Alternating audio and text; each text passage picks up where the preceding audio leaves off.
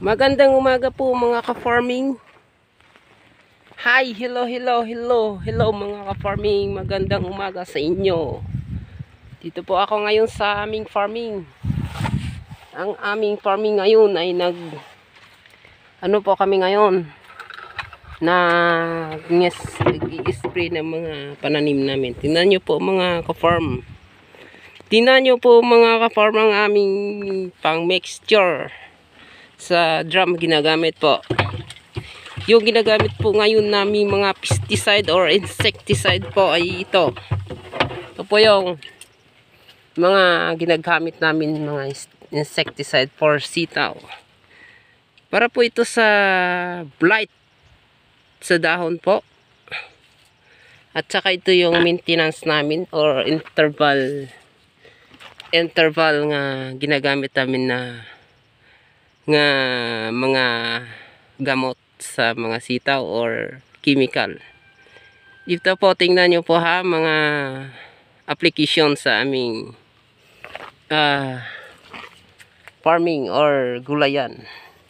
Ito po, tingnan nyo po ang aming gold mixture.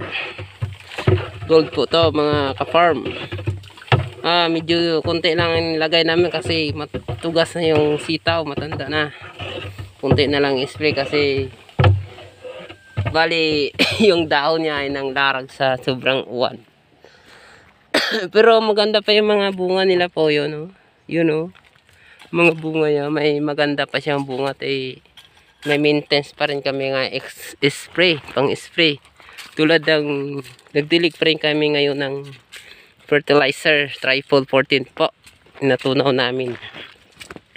So mga farm, ganito talagang pag-alaga ng mga tanim or mga gulay. Kailangan tiyaga talaga mga farm. Yung mga tubig namin galing sa water pump, galing sa ilog po. Tingnan nyo po yung mga water pump namin, no. Ito po may tubig to. Pinatay na doon kaya wala na tubig. So magandang araw sa inyo. Please, kung sino manood sa akin, please lang po mag-like or mag-subscribe sa aking YouTube channel.